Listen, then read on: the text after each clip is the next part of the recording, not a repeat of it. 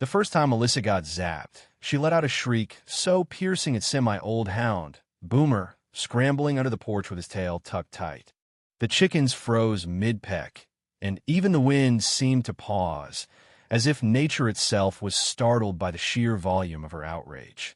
She stood there, knee-deep in the muddy edge of my pasture, clutching her designer tote bag like it was a lifeline, her blonde highlights glinting in the late afternoon sun. Before I could even process the absurdity of it, she was yelling about lawsuits, property damage, and something about her emotional equilibrium being irreparably disrupted. I reckon that's city talk for "I'm mad as hell." But we're jumping ahead.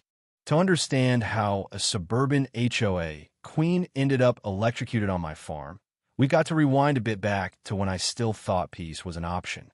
My name's Ethan Caldwell, and all I ever wanted was to live quiet on my 40 acres. It's been Caldwell land since my great-granddaddy traded a mule and a handshake for it in 1912. I raise goats, grow sweet corn, and keep a few beehives that produce honey so good it's won ribbons at the county fair 3 years running. The farm's nothing fancy weather-beaten barn, a tractor that coughs like a smoker, and a farmhouse with a porch that creaks under my boots, but it's mine. Or it was, until Melissa Hargrove, president of the Whispering Pines Homeowners Association, decided my little slice of heaven was her next conquest. It started on a crisp October morning, the kind where the air smells like apples and wood smoke. I was out by the coop, tossing scratch to the hens, when I spotted her through the slats of my cedar fence. Melissa strode across the field like she was walking a red carpet, her white blazer blinding against the brown grass, her heels sinking into the earth with every step.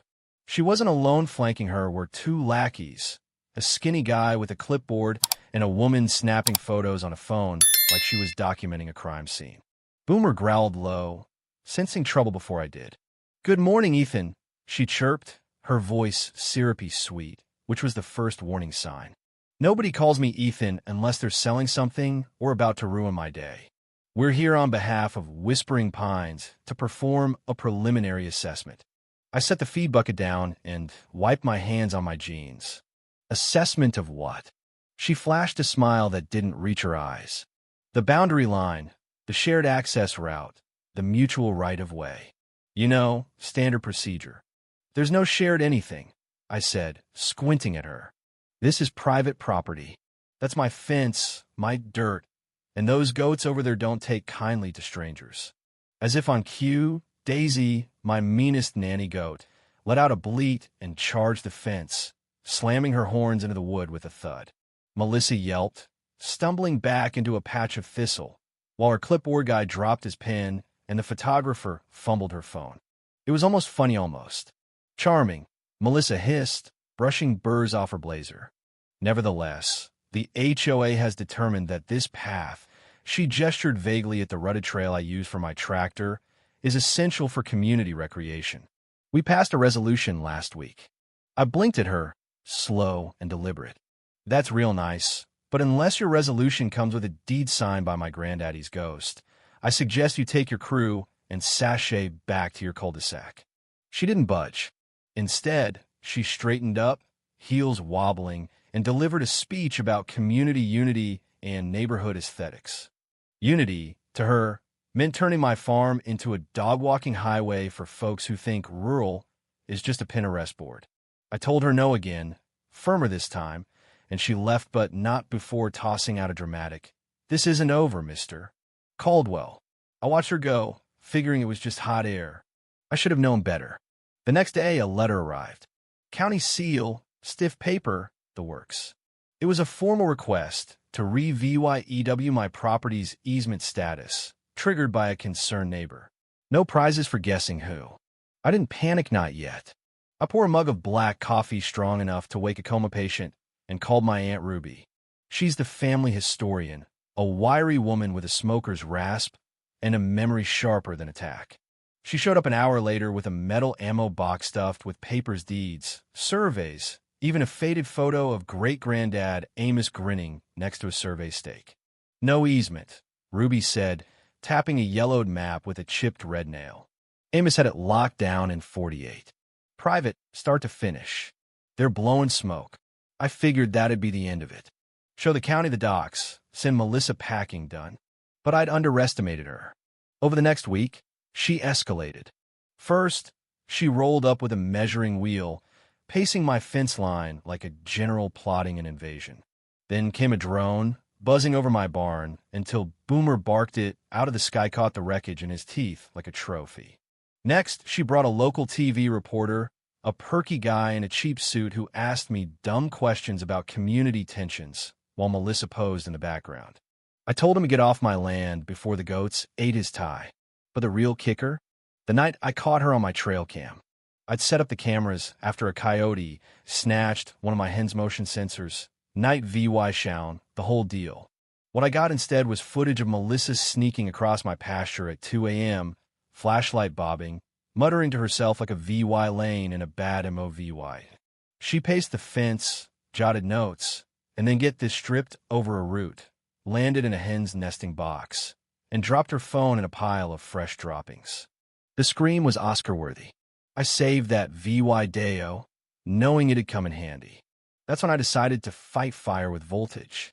I called my buddy Trav VYS, an electrician who once powered a 4th of July float with a lawnmower battery and a prayer. I need a fence, I told him. One she'll remember. Trav VYS grinned, scratching his beard. How legal we talking? County legal. HOA illegal. Make it sing. We rigged it up in 2 days electric wire, low voltage, nothing lethal, but enough to sting like a pissed-off wasp.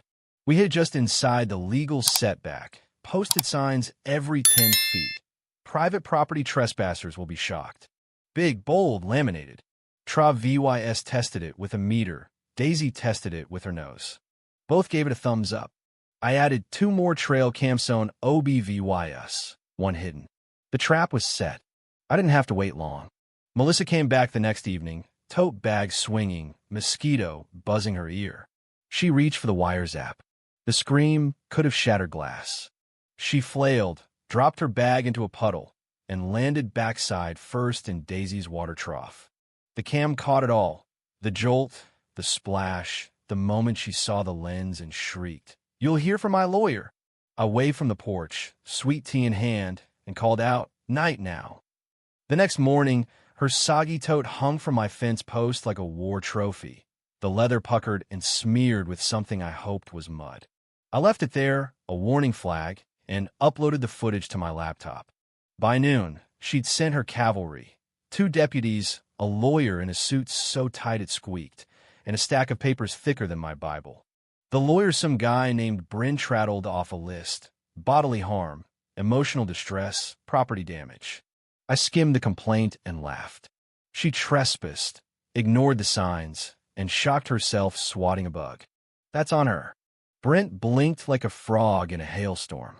My client asserts the signage was inadequate, the voltage excessive, and your intent malicious. Tell your client I've got VY Deo of her sneaking in at night, I said. Signs were up. Fence is legal. She's lucky it wasn't the goat pen that wires got teeth. One deputy snorted. The other hid a grin. Brent huffed and left, promising court. I called Trav VYS. Upgrade time. The new fence was a masterpiece. Backup battery, motion lights, a fake wire section for decoys, and a chime that dinged like a doorbell when someone got too close to your mind games. Trav VYS called it overkill. I called it strategy. Melissa didn't dare touch it, but she sent the news instead. A reporter showed up, heels sinking in the dirt, asking about the feud. I kept it simple. It's my land. Fence is legal. Tell folks to stay off it. The clip aired that night with the zap footage censored, but the scream stole the show. It went VY row. Suddenly, I was Chocolad, the farmer with the singing fence. Memes flooded my inbox. Melissa as a lightning goddess, her scream remixed with goat bleats. I didn't ask for the fame, but I didn't mind it either. Melissa, though, she lost it. Her HOA newsletter called me a rogue agrarian terrorist and claimed my fence threatened suburban harmony and migratory songbirds. Songbirds. Sure. Then one of her mini-aunts Sagai and loafers tried climbing the fence, tripped over a decoy cam, and face-planted in my compost pile. He ran off. Leah VYing a Whispering Pines badge and a shoe. I mailed it back with a note, "Smell you later." The county got involved next, thanks to Melissa's motion about fence-induced psychological trauma. A guy named Perkins showed up, clipboard in hand, looking like he'd rather be fishing. He checked the signs, tested the voltage, and asked about the scream. "Yup," I said. "She's lucky it wasn't the goats." He smirked. "Legal. This is a neighbor's spat, not my problem." I gave him a jar of honey anyway. I thought that'd be it. Fence up, county clear, Melissa humbled. But she wasn't done. The HOA sent a letter demanding I remove the fence and grant access for community events, yoga by my silo, a pug parade on my road, a book club under my oak. Attached was a map. They wanted a chunk of my land for a clubhouse and a pond. That's when it hit me. This wasn't about paths or unity. It was a land grab. I called Ruby. They're after the back 40. She roared up in her pickup, a survey map under her arm. "Look here," she said, jabbing a spot. Amos wrote in a clause easement died with the old neighbors. Their claims dust. Armed with that, I called my cousin Lila, a lawyer who once sued a rodeo for stealing her horse's name. "Countersue?" she asked. "Hell yes," I said. We hit Melissa and the HOA with trespassing, harassment, and defamation, citing the clause, the VY Deos, and her terrorist rant. Lila served the papers at their potluck. Melissa dropped her quinoa salad mid-scoop. Then came the crutch. I found it in my pasture, next to tire tracks and a ketchup smear. Melissa filed a report. She tripped on my fence during a safety check, sprained her ankle, posed for dramatic photos. My cam showed the truth, staged it, ketchup and all. The sheriff rolled his eyes. "Staged," he said. "She's out." The HOA turned on her after that. A vote booted her out, and she raged from her porch in a wrist brace, shouting about injustice to an empty street. They apologized, offered to fund my farm stand. I said no, but let them tour with the kids. Daisy wore a bell for it. Peace settled in, or so I thought. Then a slick developer in a suit offered to buy me out. Big money, big plans. I looked at my barn, my goats, my legacy, and said, "Not for sale." He left, but I knew it wasn't over. The final act? Melissa in a straw hat and 2 new boots, caught cutting my fence. The smart lock held, the cams rolled. She faked another fall, wailing about her nerves. The sheriff hauled her off, and that was that. She moved away, the HOA backed off, and I sat on my porch, tea in hand, the hum of my fence the only sound I needed. Legacy intact, fight won for now. If you were the one in this story, how would you react? Would you stand up and fight back, or accept the unreasonable pressure and control from the HOA? Share your thoughts in the comments below.